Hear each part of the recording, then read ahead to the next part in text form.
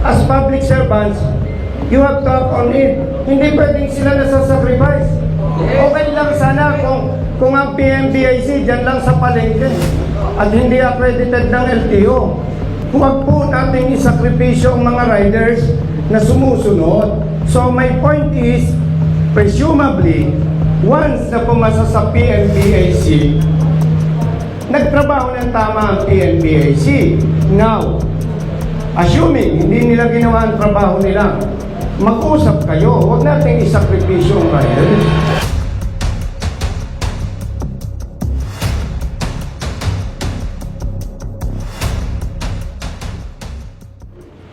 Bale, ngayong araw na ito, bumusita si Colonel former Congressman Busita ng Road Safety Advocates of the Philippines. At may binulong siya ng mga concerns. At mga concerns ninyo, kayong mga riders. Bigyan po natin ang pagkakataon ang ating bumisita ngayon, si Colonel Bonifacio Busita.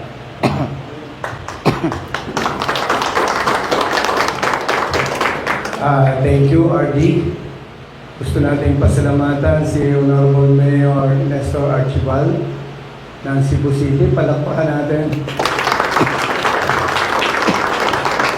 Kasi pinadala nila yung kanilang traffic enforcement unit officers and Cebu City Transportation Office headed by Attorney Ken. Ito yung isang simpleng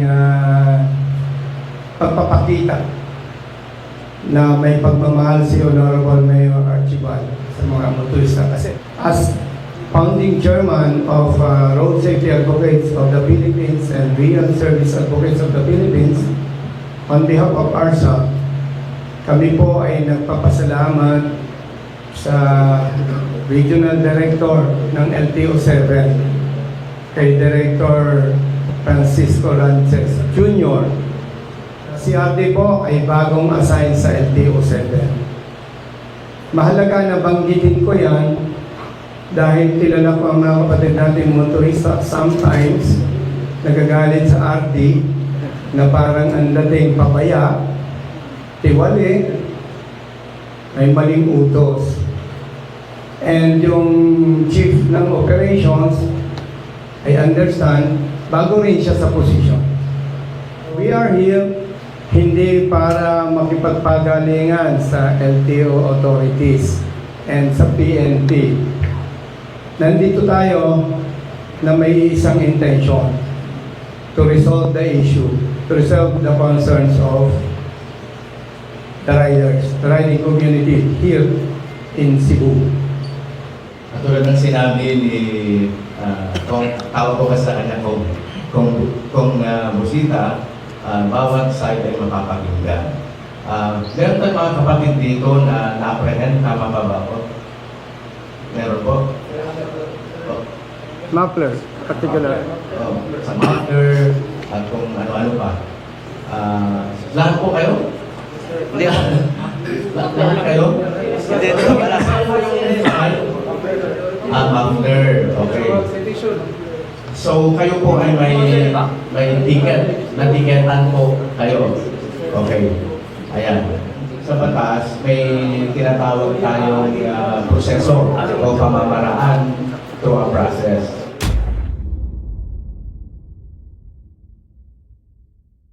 May mga riders po na inapprehend ng enforcers ng LTO-7 dahil sinasabi na nagpalit sila ng muffler pero wala silang may pakita na road safety certificate. There are riders nagparehiso dumaan sa PMBIC, asado yung kanilang muffler.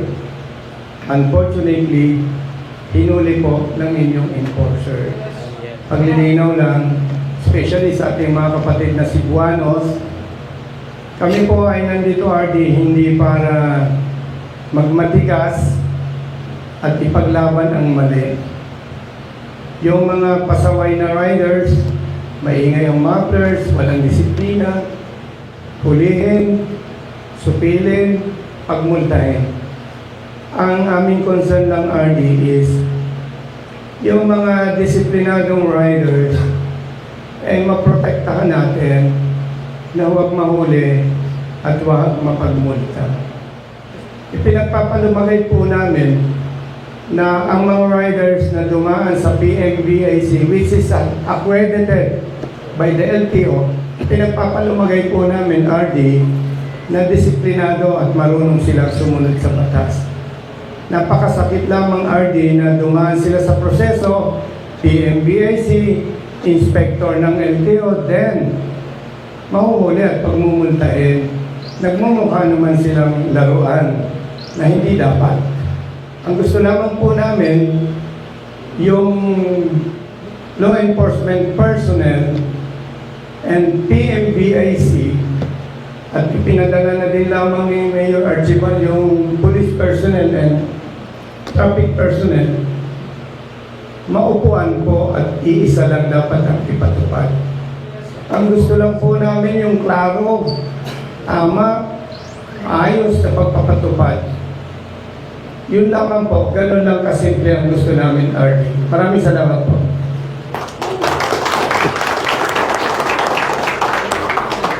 Salamat, Rako. Yung binanggit ni Kong na specifically yung dumaan sa PNBIC, dumaan sa inspection at nahulog pa rin. Kaya nga, yun nga, pwede yung i-ano yan, pag nag-contest kayo, part of the written contest, i-submit mo yan. Sa contest, katulad mo, brother, i-attach mo yung PMBAC result. And I understand, RD, once you process your vehicle for the registration, may record ang PMBIC. And alam ko, malaking trabaho po sa inyo. If I may suggest, i-check po ninyo sa record ng PMBIC para once and for all, ma-check din. Baka naman nagpalit nga yung rider ng muffler para patas para sa lahat. And yun po ay suggestion ko lang para hindi karagdagang pabigat sa mga riders, RD. Opo, contest letter is enough. Ang sinabi ko lang, pampatibay yun. Kung meron. Yes, para mas mabilis yung action namin kung meron. Baka sasabihin ng iba, bakit hindi na lang shortcut? May proseso po, may due process. So part of the due process is yung written contesting. Yung para sa akin lang, permission lang sa mga rider. Kasi may work kami kasi, tapos natikit ka, tapos yung process nyo is contest. Yung sinasabi mong perwisyo, hindi naman natin ma-perfect ang buhay. Minsan nagkakamali tayo. Ang hindi lang tama, kung paulit-ulit na magkakamali. And secondly, kung yung sinasabing pag nagtanong, totoo naman yan, Ali, tinatakot, dadagdagan ng violation. Wala namang batas na nagbabawal na mag-video. So pag nag-video ka, at hindi naging magandang performance ng enforcer, lamang ka na doon. Dahil makikita ng publiko at ng ahensya na hindi tama ang ginagawa ng kanilang tao. Normal yun, minsan may napiperwisyo talaga, no? And hindi rin natin masisi ang enforcement personnel dahil there are motorists na bastos din naman talaga. No? Parang damay-damay lang ba? Boss. May mali, may palpak sa enforcers, may mali, may palpak sa ating hanay. So huwag na lang tayong magsisiyan, magturuan. Ang importante, we are here to resolve the issue. Tsaka ano po, we are in the process of reorganizing our enforcement team. Hintayin nyo na lang po, hintayin nyo na lang. Okay? Sino ang hinuli for unauthorized modification na hindi ginamitan ng decibel meter? Lahat. Lahat. Tanong ko, sino ang naniniwala na mali yun at dapat gamitan ng decibel meter? Lahat. Naniniwala ka na dapat gamitan ng decibel meter. Sir, ano po ang basis po ng paniniwala ninyo? 4136 po. 4136, RA 4136, na kailangan i-measure decibel. What particular provision in 4136, sir? Because I have read 4136 heartily, and I almost memorized all the provisions of that law. Wala po ko nakita ng 99 decibel po doon. Attorney, excuse me. Ang PMBIC attorney accredited ng LTO. At yung 99 decibels, yan po ay guidelines ng LTO sa PMBIC. At naniniwala po kami na yun ay tama. Kaya yun ang aming pinagbabatayan. Kung hindi naman i-adapt ninyo yon, dapat po mag-usap kayo sa LTO, DOTR. Kung mali yung ginagawa ng PMBIC, pag-usapan po ninyo, itama ninyo at kami ay susunod.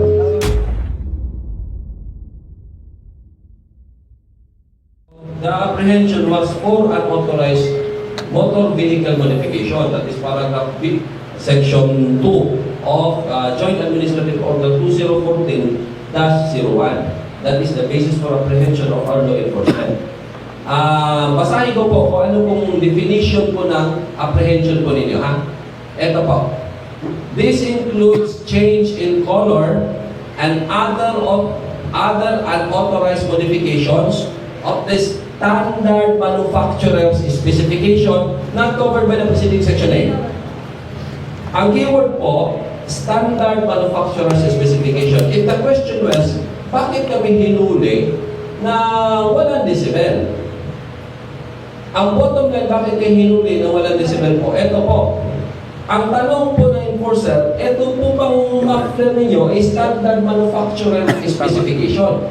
Paano niyo po ba malalaman yung standard manufacturer specification? Pag bili niyo po ng Aerox, yung kinuha po ninyo motor sa kasa, yung specifications po nun, yun yung standard manufacturer specification. Bakit ba? Bakit ba hindi natin pwede palitan ng stock? Dito naman tayo sa Department Order Number 2010-72. This was issued on September 8, October 2010. It says here, this is guidelines and requirements in the reclassification or registration of modified motor vehicles. There is a guidelines actually for your motor vehicle to be registered kahit na modified. Ang sabi dito, 5.2, the modifications involving safety and environment shall not be allowed. Shall ang ginamit. That is mandatory. Not allowed. Such as the following. Number 1, axle modification. Number 2, chassis modification, extended chassis, additional sidings. And 5.2.7 says, modification of handlebar. Straight na bar na babo. That is handlebar modification. And muffler. So that is prohibited talaga na yung muffler, palitan niya ng muffler. Pero may exception. How can it be allowed? For example, like this here. How can it be allowed? It says here in 5.3, a certificate of road safety from the manufacturer/assemblers shall be required in addition, dugang, dagdag, sa inspection report of the MVIC. Attorney, please, yung binasa mo. Basahin ko lang po itong 5.3 for clarification. A certificate of road safety from the manufacturer's assembler shall be required in addition to the inspection report of the MBIC. Very clear, attorney. On your part, as long as na meron silang nagpasa sila sa PMBIC, ni-require sila ng PMBIC. Now, kung hindi kinumply ng PMBIC yun, ang LTO at ang PMBIC ang mag-usap. Hindi ang riders, attorney. Kasi kawawa naman sila.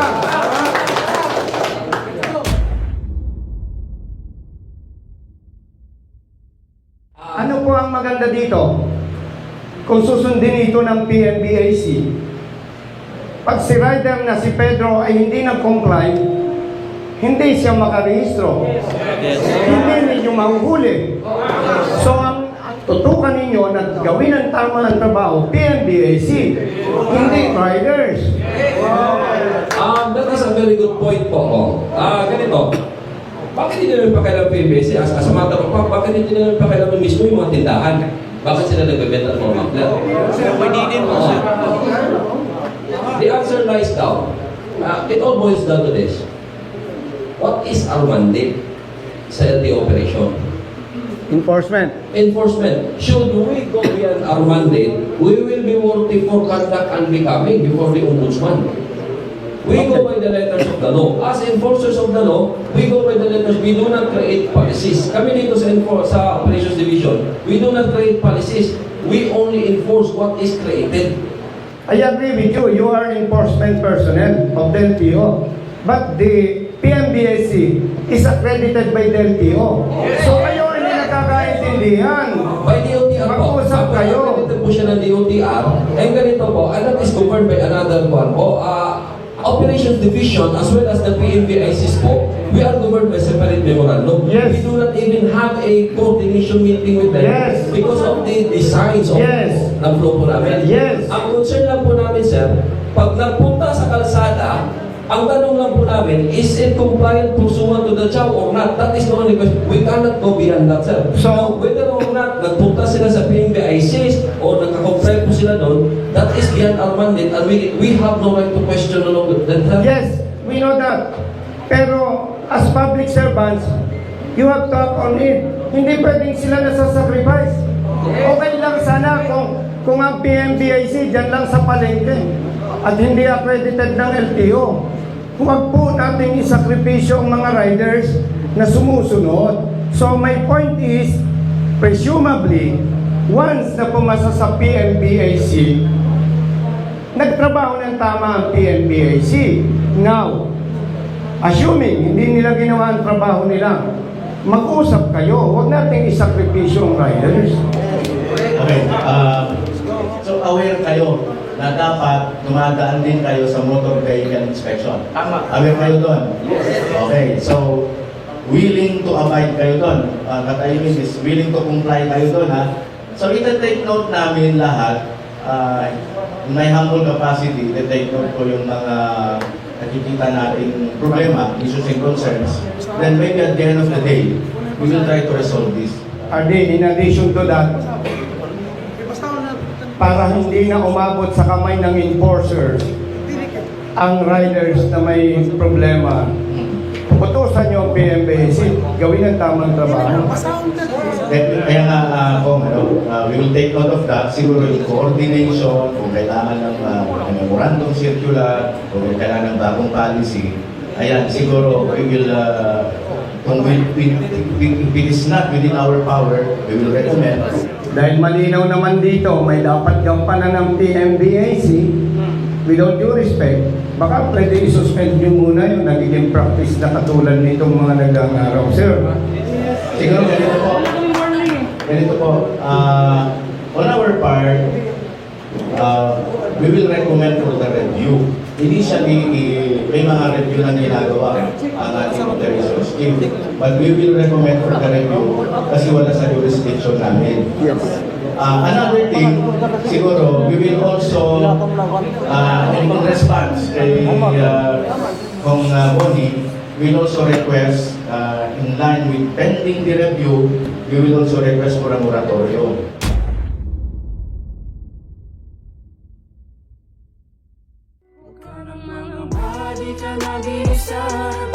Basta tama may kakampi ka.